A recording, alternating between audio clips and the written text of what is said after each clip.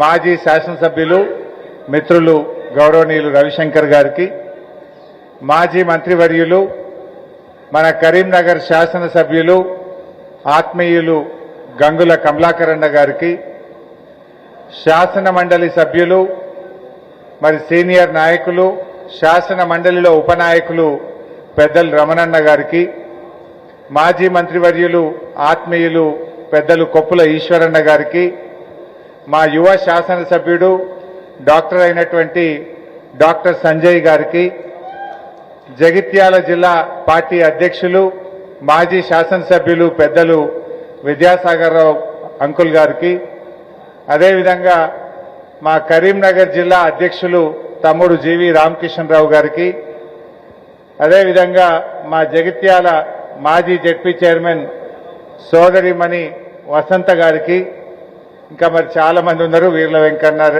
మా మిత్రులు మరి ఏమన్నా ఏనుగు రవీందర్ రెడ్డి మా గ్రంథాలయ సంస్థ అధ్యక్షులు, రామారావు, మా హరీష్, వేదిక మీద ఉన్న పెద్దలందరికీ, మాజీ జెడ్పీటీసీలు, మాజీ ఎంపీపీలు, ఈరోజు బీజేపీ కాంగ్రెస్కు రాజీనామా చేసి బీఆర్ఎస్లో చేరినటువంటి తమ్ముళ్లకు, సర్పంచులు, మాజీ ఎంపీటీసీలు, మార్కెట్ కమిటీ మాజీ డైరెక్టర్లు, మన బీఆర్ఎస్ కుటుంబ సభ్యులు, కార్యకర్తలు, మీడియా మిత్రులు అందరికీ పేరు పేరున నమస్కారం తెలియజేస్తా ఉన్నా.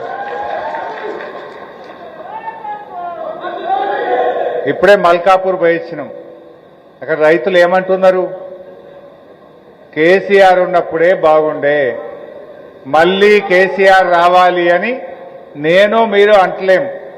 మల్కాపూర్లో పోయి రైతుల్ని పలకరిస్తే గోపాలరావు పల్లెలా మల్కాపూర్లో రైతులు చెప్తున్న మాట ఇది. మల్కాపూర్ మాట కాదు, ఇది ఒక్క గోపాలరావు పల్లె మాట కాదు, యావత్ తెలంగాణ చెప్తున్న మాట ఈ మాట.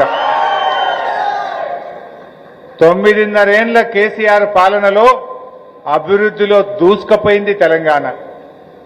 అభివృద్ధి అంటే ఏందో దేశానికి చేతల్లో చూపించిండు మన నాయకుడు కేసీఆర్.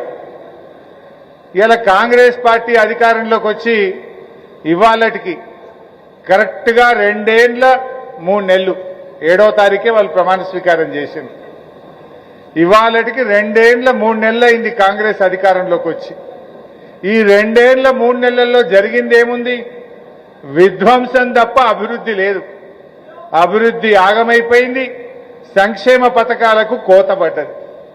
9.5 ఏళ్లలో కేసీఆర్ అభివృద్ధికి care of address, Revanth Reddy 2 ఏళ్ల 3 నెలల పాలన అంతా విధ్వంసం. హైదరాబాదులో హైడ్రా పేరిట విధ్వంసం, ఖమ్మంలో పేదల ఇండ్లు 750 ఇండ్లు ఖమ్మంలో కూల్చేసిండ్రు. అక్కడ సెంట్రల్ యూనివర్సిటీలో చెట్లను, జింకలను, అడవి పందులను అక్కడ విధ్వంసం చేసిండు. మూసీ పేరిట హైదరాబాద్లో వేలాది ఇండ్లు కూలగొట్టే ప్రయత్నం చేస్తా ఉన్నాడు, నోటీసులు ఇస్తా ఉన్నాడు. అంటే రేవంత్ రెడ్డి అంటేనే విధ్వంసం. అయితే ఇండ్లు కూలగొడతాడు, చెట్లు కొడతాడు, హైడ్రా పేరిట కొడతాడు, ఖమ్మంలో కొడతాడు, హైదరాబాద్లో కొడతాడు. కూలగొట్టుడు తప్ప కట్టింది ఒకటన్నా ఉన్నదా? అభివృద్ధికి కేర్ ఆఫ్ అడ్రస్ కేసీఆర్, విధ్వంసానికి care of address Revanth Reddy. ఇవాళ ఏమీ చేసింది లేదు, అంతా మోసం. నేనెక్కడో మాట్లాడిండు, మీరు టీవీలో చూసి ఉంటారు. తనకు తానే కర్ణుడు అని చెప్పుకుంటున్నాడు, తనకు తానే కర్ణుడు అని చెప్పుకుంటున్నాడు. కర్ణుడు ఎవరు? మాట తప్పని వాడు. కర్ణుడు అంటే మాట మీద నిలబడేటువంటి వ్యక్తి. చివరికి కవచ కుండలాలు ఇవ్వడానికి